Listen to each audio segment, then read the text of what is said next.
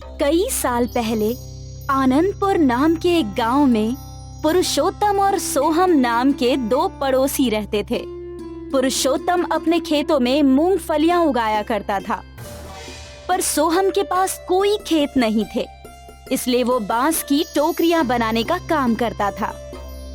पुरुषोत्तम रोज मंदिर जाकर पूजा करता और अक्सर दान धर्म करता रहता था। वो एक बहुत ही अच्छा इंसान था। वहीं सोहम लंपट था। वो दूसरों की चीजों पर भी अपना हक जमाया करता था। एक दिन सोहम ने देखा कि एक आदमी के पैसे जमीन पर गिर गए। सोहम ने तुरंत वो पैसे उठा लिया और उसे पैसे उठाते वक्त उस आदमी ने देखा, पर फिर भी सोहम ने वो पैसे अपनी जेब में रख लिए। अरे रे रे रे, ये तो मेरे पैसे हैं। तुम्हारे नहीं, मेरे पैसे हैं। मैंने ये पैसे पाए हैं तो ये पैसे मेरे हुए। अरे पर मेरे पैसे गिरे हैं। तुम्हारे पैसे गिर गए मतलब तुम्हारा नुकसान, और मुझे पैसे मिले मतलब मेरा फायदा। अब ज्यादा चिल्लाओ मत और चलते बनो, समझे? सोहम ने उस आदमी को धमकाकर भगा दिया। यहाँ खेत में पुरुषोत्तम दिन भर मेहनत करता रहता था। एक दिन भगवान जी उसकी अच्छाई से प्रसन्न होकर प्रकट हुए। हे प्रभु, मेरा जीवन धन्य हो गया प्रभु। उठो पुत्र, मैं तुम्हारी अच्छाई से प्रसन्न हूँ। मांगो, तुम्हें क्या मांगना है? आज तक मैं गरीब हूँ, आप मुझ पर कृपा करके मेरी जिंदगी संवार दे। तथास्तु। देव वरदान देकर गायब हो गए, पर इस बात से पुरुषोत्तम अनजान था कि भगवान ने उसकी फसल पे ही अपनी कृपा की है। पुरुषोत्तम अपने घर पहुंचा और यहाँ उसने सारी बातें अपनी पत्नी को बताई। अब पूरी जिंदगी मुझे कोई काम करने की जरूरत नहीं। भगवान ने मुझे वरदान दिया है। पर उनका वरदान किस रूप में आएगा वो तो पता नहीं, पर उस वरदान से हमारी जिंदगी संवर जाएगी। पुरुषोत्तम जागते हुए सपने देखने लगा कि उसे बहुत सारा धन मिल रहा है और वो अपनी सोच से खुश था। खैर, वो दिन बीत गया। पुष्पा सो गई, पर पुरुषोत्तम को नींद नहीं आ रही थी। वो धन के बारे में सोचे जा रहा था। अगला सवेरा हुआ, लेकिन अब भी पुरुषोत्तम अपने ख्यालों में ही डूबा था। पुष्पा घर से बाहर आई और वो हैरान थी। कल तक तो ये सारे पौधे छोटे थे, आज एक ही रात में ये इतने बड़े कैसे हो गए? इन्हें देखकर तो लग रहा है कि इनकी कटाई का वक्त आ गया है। ओ जी, सुनिए। क्या बात है? ये मूंगफलियों की कटाई कर लीजिए। अरे भाग्यवान, अब मुझे काम करने की कोई जरूरत नहीं। भगवान खुद अपनी कृपा मुझ पर करेंगे। अरे उन्होंने वरदान दिया है। पुरुषोत्तम की ये बात सुनकर सोहम हंस रहा था। अरे, लेकिन अगर इन मूंगफलियों को नहीं काटा तो सारी खराब हो जाएंगी। अरे कुछ नहीं होगा।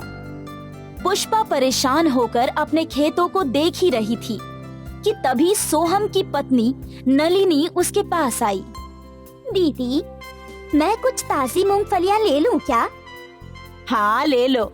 वैसे भी ज्यादा दिन खेत में रहेगी तो खराब ही हो जाएगी।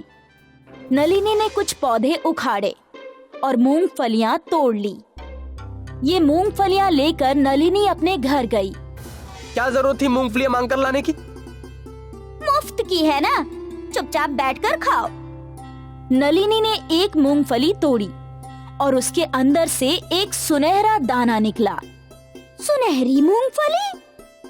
सोहम ने जब वो मूंगफली का दाना देखा तो वो खुशी से चीख पड़ा। अरे बाप रे! अरे ये तो सोना है, खरा सोना! क्या?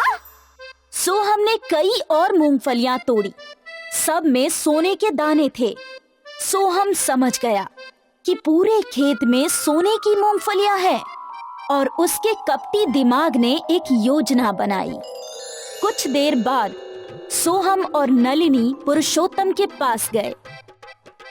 भैया, मैं सोच रहा हूँ कि अगर आप मूंगफलियों की फसल नहीं काटने वाले तो मैं ही काट देता हूँ। फसल को काट कर मैं बाजार में बेच आऊंगा और आपको आपके पैसे दे दूंगा। क्यों? अरे वाह, मतलब सारी मेहनत तुम्हारी। हाँ भैया, वही तो कह रहा हूँ। आपको कुछ करने की जरूरत नहीं, हम दोनों मिलकर सारा काम कर लेंगे। ठीक है, काट लो। सोहम ने पुरुषोत्तम को कुछ पैसे दे दिए। इसके बाद सोहम और नलिनी ने मिलकर सारी मूंगफलियां काट ली और उन मूंगफलियों से सारा सोना निकालकर बोरियों में भर लिया। अरे वो बेवकूफ पुरुषोत्तम तो जानता ही नहीं कि उसके खेतों में सोने की मूंगफलियां हैं।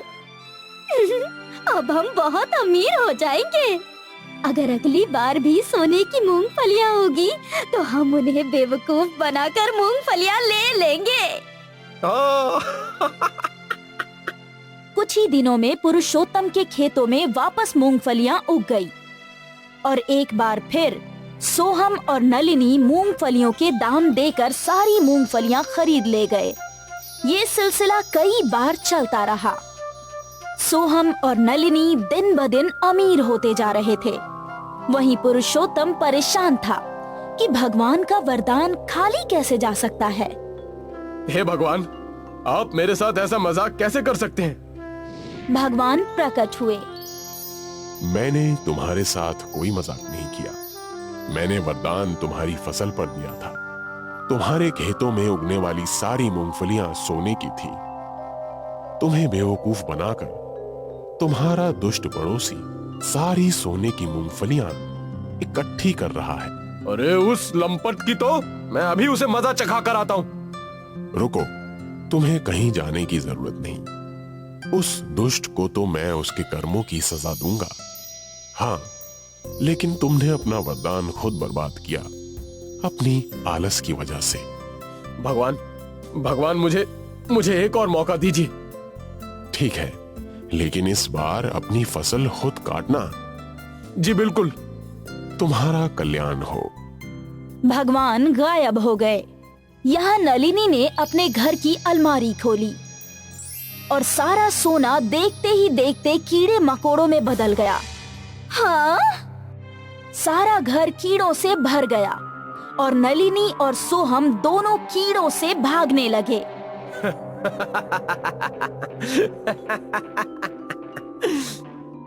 अगली सुबह पुरुषोत्तम ने अपनी मूंगफलियां काटी और उसे अपने वरदान का सोना मिल ही गया।